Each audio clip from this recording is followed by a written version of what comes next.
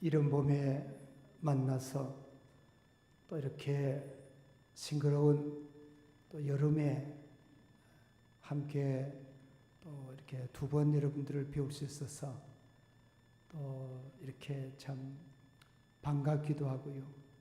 또 하나님께서 또 이민교회에 한 해에 두 번 방문하는 일이 참 여간 쉬운 일이 아닌데 하나님께 감사하고 또 본교회의 당회와 또 우리 목사님의 또 사랑과 배려에 다시 한번 감사를 드립니다.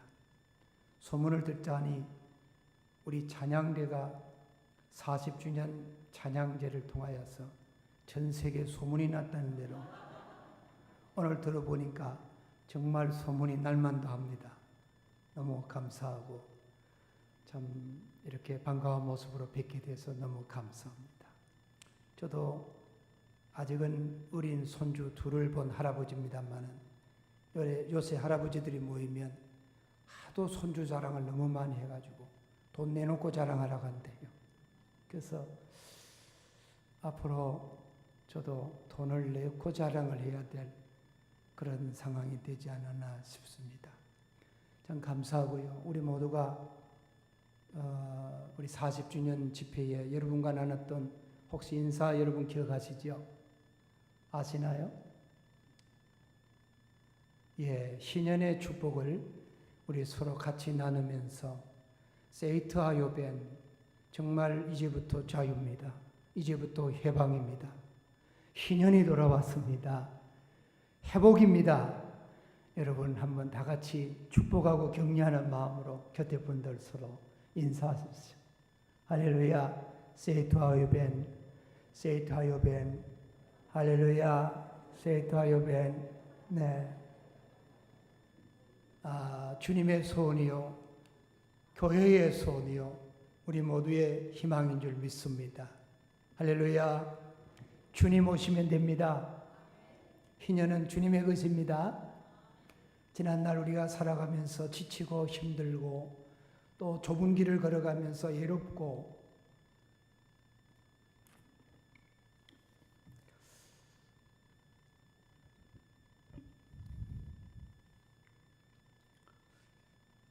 이 척박한 나그네 생활 가운데 또 여러분들이 삶의 행로에서 자녀를 키우면서 또 인생의 죽음과 삶의 고지를 넘어들면서 우리는 누구다 이 세상 사람들이 치르지 아니하는 정말 새로운 전투, 영적인 전투가 있기 때문에 실패한 듯 보이지만은 성공한 사람들이요, 무너진 사람들 같은데 그들은 일어선 사람들이요, 아무것도 가진 것이 없는 사람들 가운데 모든 것을 가진 자, 이것이 이 땅에 예수의 사람, 그 아들의 피로 말미암아 거듭난 새 생명을 누리는 모든 사람들의 것임을 믿습니다. 할렐루야. 그래서 하나님은 당신의 백성이 자랑입니다. 하나님은 교회가 당신의 자랑입니다. 이 땅에 하나님께서 아직 믿지 아니하는 영혼들을 주께로 돌이키는 마지막 주수의 그날에 하나님께서는 자랑을 삼으시고, 지금도 나와 여러분에게는 인생의 최고의 날이 오지 않은 새로운 날이 예비된 여러분 그날 때문에 우리는 행복한 사람들입니다.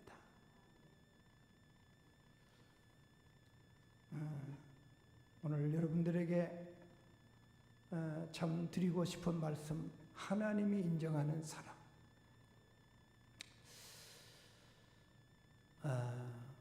하나님께 인정받고 싶지 않은 사람이 누가 있겠습니까?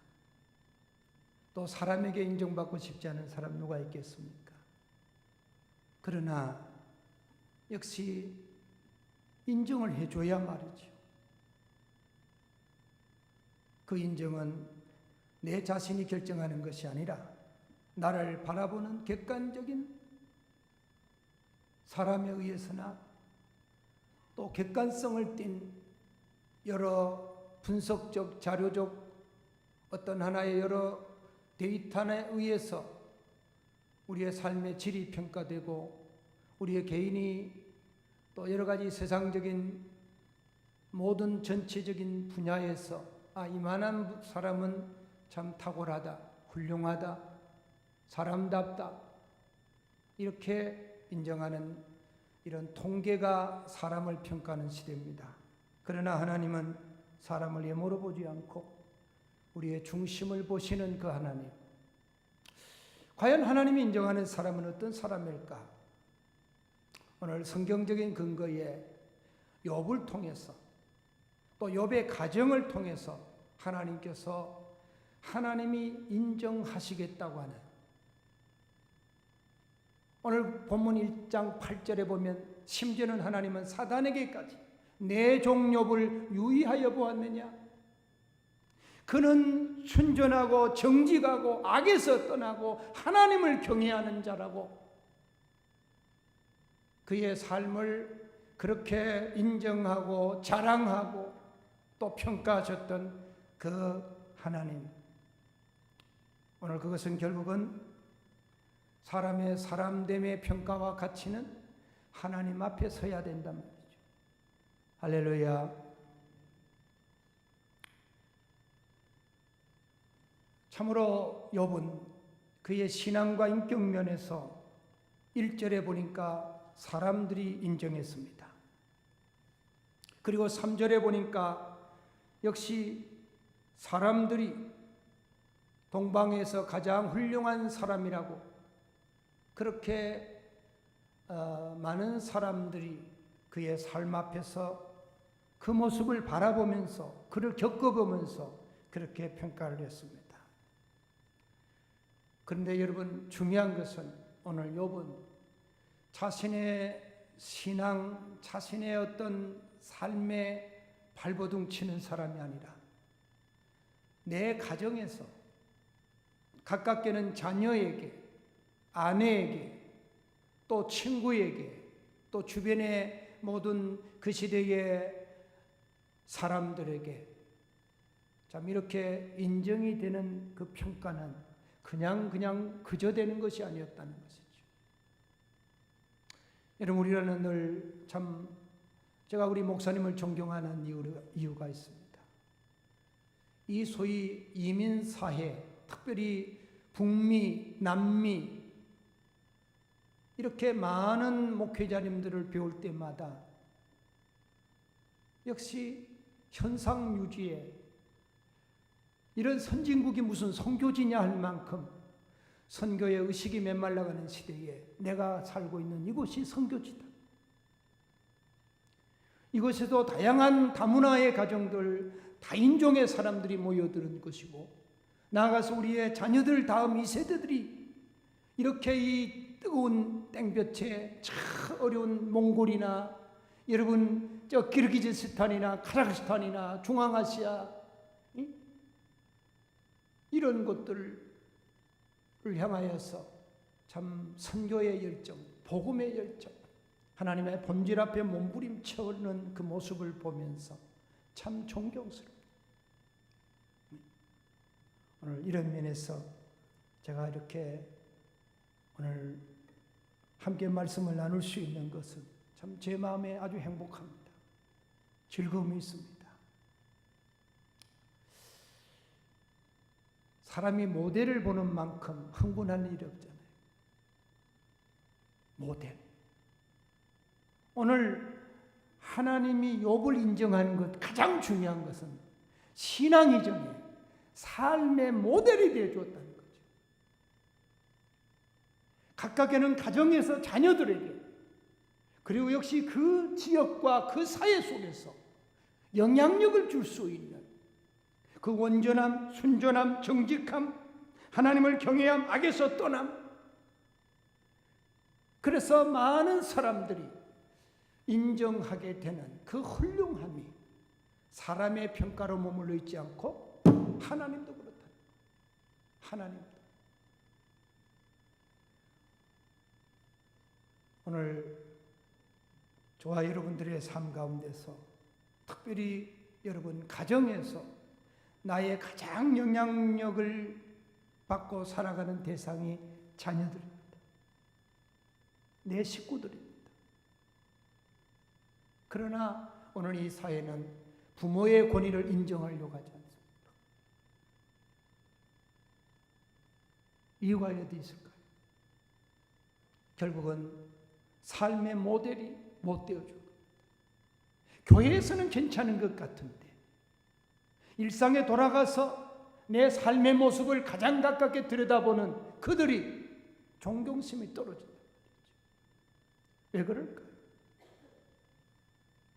그래서 가능하면 그야말로 우리의 믿음의 집으로 세워져야 될 우리의 가정들이 허물어지고 영적으로 하나님의 보시는 관점이 무너져 사람의 관점에서 볼 때는 대단한 것 같은데 이런 의미에서 보면 정말 우리는 과연 하나님 앞에서 이 세상에 나를 보내어 주신 내 보내심의 현장이 바로 선교지요. 내가 부름받은 그 현장이 하나님이 나와 함께하고 하나님을 교제하는 그 하나님의 그 고백하는 신앙이 삶으로서의 표현되어야 될 이 우리의 가정, 나의 자녀들. 대부분 여러분들 자녀들을 출가시키고 손주들을 보시고 또 인생에 또 이렇게 교회를 세워가기 위해서 지난 수십 년 동안에 많은 에너지를 하나님의 교회에 봉사하며 교회 부흥이라고 하는 가치 있는 사역에 헌신했던 또 장로님들 이하에 또 인생의 여러 많은 믿음과 연륜의 선배 여러분들도 오늘 이 자리에서 우리 모두가 다 함께 고백해야 될 부분입니다. 과연 나의 후대들이 오늘 부모가 떠나간 다음에 이 자리에서 함께 예배하며 부모의 신앙의 유산을 따라서 이들이 함께 일어나서 하나님의 나라를 확장해가는 영적인 다음 세대들이 일어나고 있는지 아니면 그들이 죽어 있는지. 여러분 미국 교회나 미국의 학교의 현실 가운데에 한인 교포들의 자녀 1.5세 2세들의 자녀 가운데 대학을 졸업한 이후에 교회에 들어오는 젊은이들이 3%가 안 된답니다. 100명이 졸업했는데 3명만이 교회로 들어온다는 거예요. 놀라지도 않으시네요. 왜 그럴까요? 언어와 문화의 차이 때문에 예배의 공감성이 없습니다. 신앙의 공감대가 이루어지지 않습니다. 정말로 그들은 가정에서의 부모로부터의 모델이 없습니다. 다는 안 그렇습니다. 아마 중앙교회 성도 여러분들의 가정에서는 이런 건강한 자녀, 건강한 가정들로 하나님의 때를 잘 준비하고 계실 줄 믿습니다. 어떤 분들은 때가 참에 그러면 목욕탕 간다고 그러는데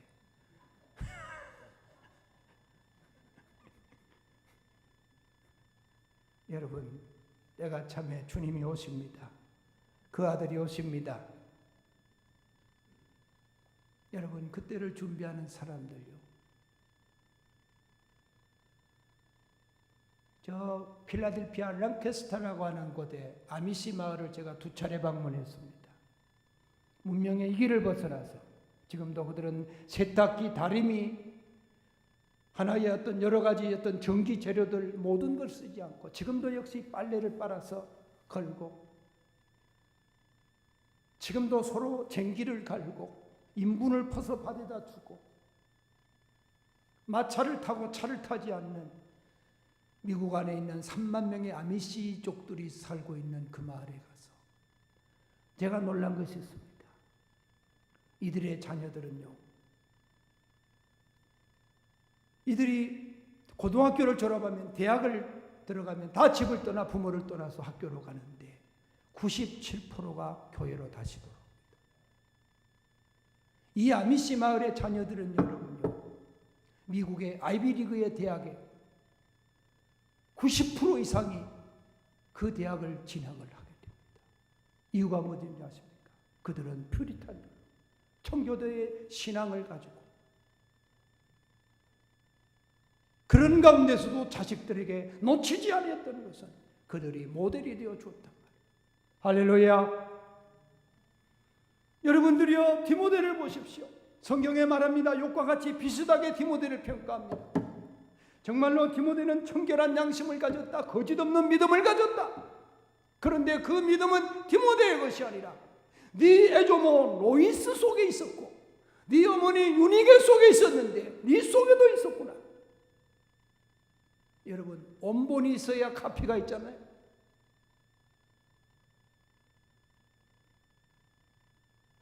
부모로부터의, 할머니로부터의 보고 들었던 그 신앙이 삶 가운데 묻어나오게 된 것이 바로 신앙의 영웅들이 일어나는, 믿음의 사람들이 일어나는 그런 결과물이었습니다. 여러분, 고린도전서 4장 15절에 일만 스승은 있으되 아버지는 많지 아니하니 예수 그리스도 안에 내가 복음으로 너희를 낳았도다. 복음으로 너희를 낳았도다. 다시 말하면 자녀와 나의 피부치 관계 이전에 자녀를 하나님이 나에게 청지기로 줬고 이 청지기로 준 자녀는 이 자녀가 하나님과의 관계에서 바르게 있어야 된다.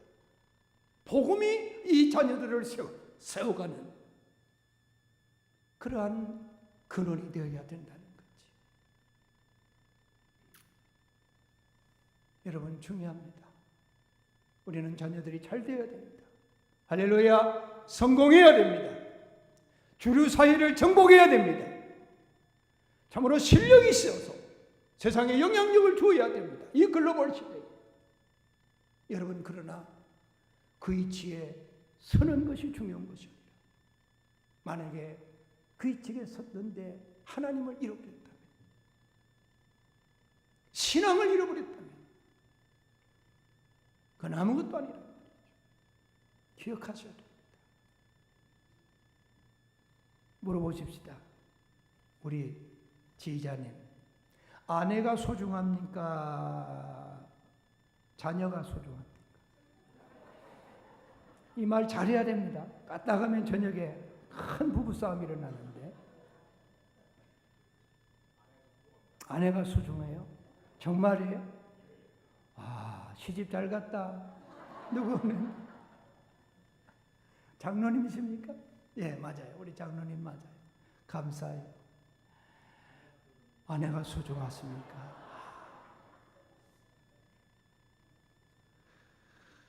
여러분, 삶을 살아 보신 많은 분들 가운데 과연 그럴까요? 우리 한번 양심적으로 한번 고백을 해 보십시다. 저는 사이가 있습니다. 결혼 초기에 자기 장모가 어느 날 우스갯소리로 물어봤어요. 저는 옆에서 들었습니다.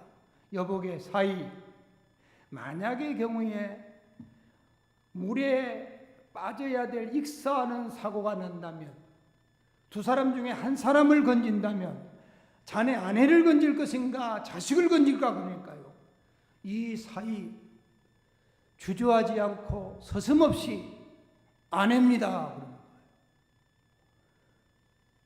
그래서 저게 진심일까? 그 다음 얘기를 물었습니다. 왜 그러는가 하니까, 자식이야 죽으면 까짓 거 하나 더 나면 낫지요, 이렇게 말해요.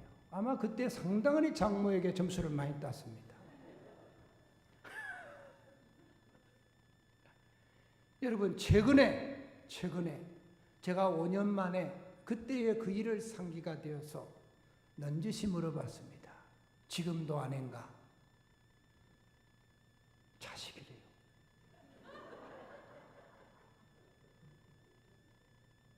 남자들끼리만 얘기하는 거예요. 여러분, 생각은 자유입니다. 표현되지 않는 여러분, 생명을 주고받은 관계, 뗄래야 뗄 수 없는 관계, 망나니 자식이라도 끝까지 사랑해야 될 이 부모의 책임. 여러분, 이것이 부자가 아닙니다. 이것이 부모와 자녀 관계입니다. 여러분, 그렇게 그토록 살아가는 자녀, 여러분 어떻습니까? 하나님 앞에서 나의 자녀들이 우리가 줄 수 있는 최고의 유산은 나를 보라, 나를 본받아라. 내 속에 계신 예수 그리스도가 오늘 나를 나 되게 했고 너희를 너희 되게 할 것이다 라고 책임 있게 말해 줄 수 있는 그러한 부모로서의 삶의 이 모습이 모델로서의 하나님께 인정이 되었다고 하는 부분입니다. 두 번째로는 삶뿐만 아니라 신앙이 그 믿음의 주체가 이 욥은 자기가 아니라 하나님이십니다. 다시 말하면 오늘 성경에 보면 5절에 자기 자녀들이 생일을 만납니다. 아들 7명, 딸 서희, 아들 자기 오빠들 또 하나의 이 형제들 생일날이면은 어누이들이 함께 모여가지고 생일 파티를 하고 이들을 역시 고스란히 욥이 불러서 같이 하룻밤을 지내고 하나님 앞에 아침에 번제로 올려드리는 이 번제, 이것은 성경에 말하기를 혹시 내 자녀들이 한 해를 살아가는 날 동안에 하나님 앞에 연약해서 범죄하지 않았을까? 하나님 앞에 혹시라도 악한 것이 없었을까? 하나님 앞에 이 자녀들을 하나님 앞에 내어드리는, 하나님 앞에 이 거룩함을 회복시키는, 이들을 하나님 앞에 정결하게 키우고 싶은, 반듯하게 드리고 싶은 그 중심 가운데의 예배였다. 예배. 여러분, 구약의 번제는 오늘 나와 드리는 예배입니다. 반드시 그 번제는 우리를 죄를 대신하여서 한 짐승이 죽어져야 되고 불태워져야 되는, 마치 이삭이 아버지와 더불어 모리아산에 올라가면서 아버지, 불가나무는 있는데 번제할 어린 양은 어디 있습니까? 그 번제의 주체는 예수 그리스도입니다. 나와 여러분의 예배의 주체는 예수 그리스도여야 됩니다. 할렐루야! 주님이 나의 죄를 향하여 십자가에 풀려 돌아가셨다. 나의 영생을 약속하고 보증하기 위해서 주님이 부활하셨다. 그래서 여러분들이여, 우리는 안식일을 지키지 않습니다. 이 날을 하나님 앞에서 주의 날로 나의 신앙을 고백하면서 그 하나님 앞에 영광스럽게 예배하는 그 예배에 피 묻은 주님의 십자가의 속죄의 은혜, 주님의 부활의 영광. 우리가 이미 맥주감사절을 지내왔습니다. 맥주감사절은 1년 동안에 여러분 도시사회에서 무슨 열매가 있습니까? 농사도 하는데, 그러나 여러분 그것은 단순한 내 어떤 하나의 지난날 1년에 대한 소득에 대한 감사가 여러분 맥주의 감사가 아닙니다. 적어도 주님 앞에서 오순절 성령 강림 이후에 교회가 탄생했다. 그 교회로 말미암아 내가 하나님 앞에서 하나님의 자녀로서의 하나님을 예배할 수 있다. 그래서 자신의 존재감, 신앙의 고백, 그리고 하나님 교회를 통하여 세상을 복음화시키는 하나님의 영광스러운 주님의 부르심의 사명 앞에 자기 정체성을 하나님 앞에 감격하는 이 예배가 바로 맥주감사죠.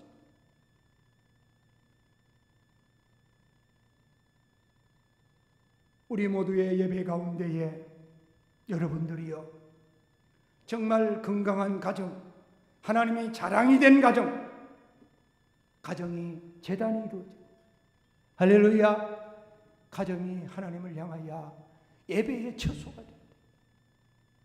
예배의 처소.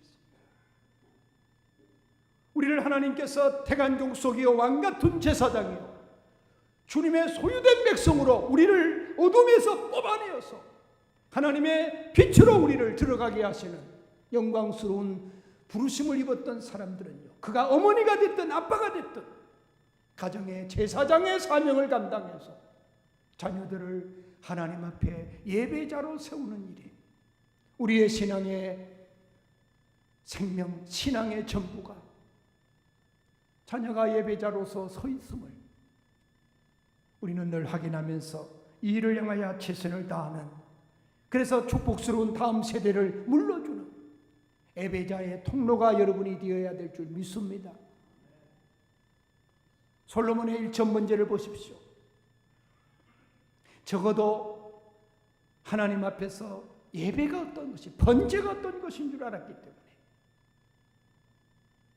부모를 뛰어넘는 자식으로 세워질 수 있는 가장 중요한 근거는 바로 예배였다. 예배. 결론의 말씀입니다. 오늘 이 공예배에 길게 여러분 설교할 수 없는 아쉬움이 있습니다만, 하나님이 인정하신 부분은 일관성입니다. 일관성. 따라합시다. 항상 행위가 이러하였더라. 욥의 행위가 항상 이러하였더라. 이 말은 무슨 말입니까? 욥은 고난 이전이나 고난을 당할 때나 고난 이후나 그의 삶은 참으로 그 순전하고 온전하고 하나님 앞에서의 하나님을 경외하는 그의 삶으로나 신앙으로나 그가 개인으로나 자녀로나 하나님 앞에서의 삶이 정말 환난이든 형통하든 그의 삶은 편함이 없었다. 사람은 어때요? 살아가면서 환경 따라 바뀌어지잖아요. 그렇죠? 환경 따라 바뀌어져. 제가 이번에 이 안식년을 보내면서 지금 산 세 봉우리를 정복했습니다. 저 백두산 다녀왔고요. 그 다음에 로키산, 로키마운틴을 다녀왔고, 그리고 지금 서부에 있는 저 요세밋 산을 지금 다녀왔어요. 그런데 내가 놀란 거 있습니다. 높은 산일수록 소위 나무가 사는 성장 한계선이 있습니다. 그것은 과학적으로나 아니면 어떤 기후적으로나 이 토질적으로 2000m에서 2200m 이상을 더 살 수 없습니다. 제가 요세미테 산을 가서 내 갖고 있는 지식이 깨트려졌습니다.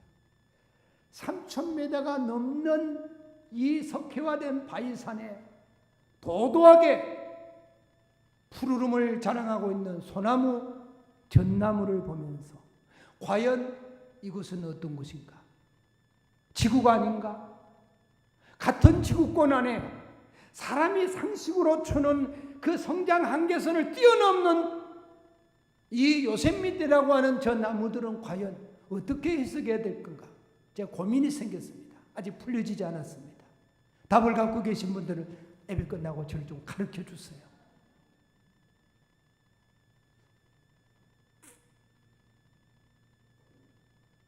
저는 비록 나무는 세상의 피조물들은 성장의 한계가 있습니다.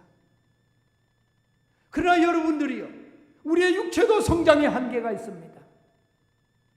세월이 가면 우리는 이 세상에 미련 없이 내려놓고 가야 됩니다. 사람의 연수가 70이요 강건하면 80이라도 수와 자랑은 슬픔뿐이라고 인생의 나그네임을 우리는 인정합니다. 이거 인정 안 하면 안 돼요. 그런데 여러분, 신앙은 성장 한계가 있을까요, 없을까요? 여러분, 신앙만큼은 성장 한계가 없습니다. 이유는 주님이 부활하셨습니다. 주님이 생명이십니다.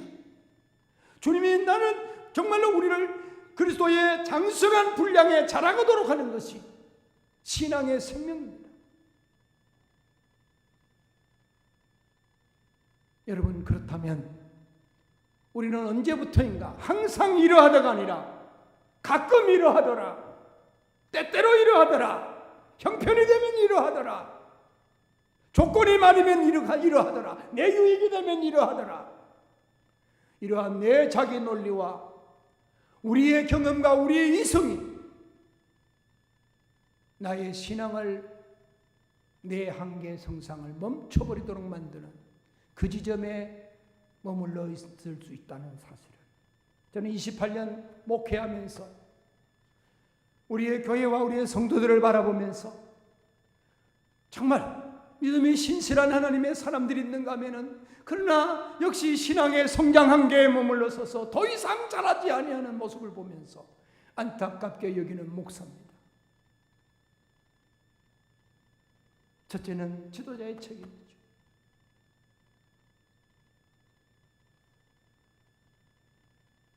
여러분 어떻게 생각하십니까? 저는 개인적으로 난 크리스찬이지만은 한국의 경제 성장을 이루었던 저 현대의 고 정주영 회장님, 이분의 인생 철학이 벼룩 철학입니다. 그분이 정말 노무자로 시작을 해서 말이죠. 그래서 청년 때에 공사판에서 노무자들이 장소에서 잠을 자는데 벼룩이 하루는 올라와서 자기를 뜯어먹으니까 얼마나 근질근질하고 힘들겠어요. 벼룩 얘기만 해도 근질근질하잖아요. 그래서 안 되겠다 싶어서 이 작업장, 이 테이블 위에다가 잠을 자고, 여기는 못 올라오겠지 누워 자는데 가만히 보니까 또 근질근질해. 벼룩이 지금 내 다리를 타고 올라와 가지고 몸을 지금 공격하고 있어요. 그래서 안 되겠다 싶어서 이제는 세수대에다 물을 잔뜩 부어 가지고 한 지금 곳에다가 놔두고 홍해를 건너듯이, 요단은 건넜지만 이 세수대는 못 건너오겠지 벼룩이, 이래 생각을 했는데 한참 되면 또 건질건질하는 거예요. 와, 이제는 완전히 소위 말하면은 옆에 있는 벼락을 빙산 타듯이 말이야, 빙벽 타듯이 말이죠, 암벽 타듯이 딱 올라와가지고 천정에 딱 올라가지고 딱 정주영 회장이 있는 그 자리에 턱 떨어져가지고 또 그냥 물고 뜯는 거예요. 그래서 벼룩을 저렇게 살면 인생 성공하겠다. 성공하셨어요. 그런데 중요한 건 이 벼룩을, 여러분 카드라고 하는 미국의 심리학 박사가 이 벼룩을 연구를 해보니까요, 인간의 자기 암시가 얼마나 무섭다는 것을, 벼룩을 이만한 컵 속에다 집어넣고서 뚜껑을 딱 닫으니까요, 벼룩이 톡 튀잖아요. 반사적으로요. 어떤 물체에 부딪히니까 톡 튀고 톡 튀는 거예요. 그때마다 안에 있는 벼룩이 얼마나 이 헤딩하니까 머리가 아프겠어요. 기절할 것 같지 않아요? 그러니 벼룩이 한참 뛰다가 가만 보니까 이건 속도를, 높이를 낮춰야 되겠다 싶어가지고 컵뚜껑 닳까 말까는 거기까지만 뛰니까 뛸만하거든요. 안 부딪히거든요. 여러분 그러다가 뚜껑을 쫙 열어놓으니까 혹 뛸 줄 알았는데, 점핑할 줄 알았는데 내나 그밖에 안 뛰는 거예요. 거기만 뚜껑을 열어놔도. 이것이 바로 자기 암시에 빠진 사람들의 심리적 반응. 여러분 어떻게 생각하세요? 항상 행사가 이러하였더라. 시종일관, 초지일관, 지사충성하는 하나님과의 관계, 삶의 관계에서 변함이 없었던 그런 하나님의 절대 주권, 그 주권 안에서 움직여지니까 그의 모든 삶은 결국은 상황이었다, 고난이었다, 내 소유물이 빼앗겼던, 건강이 해쳐졌던, 아내가 바가지를 긋든, 친구들이 모든 모함과 더불어서 수많은 비난의 소리로 나를 이렇게 저렇게 그렇게 할지라도 변함없이 오직 욥의 행사는 항상 이러하였더라. 유명한 존 웨슬리는 이런 말을 했습니다. 천국에 가면 하나님께서 우리에게 물어볼 세 가지의 질문이 있을 것이다. 세상 살 동안에 그것을 준비하고 살아야 된다.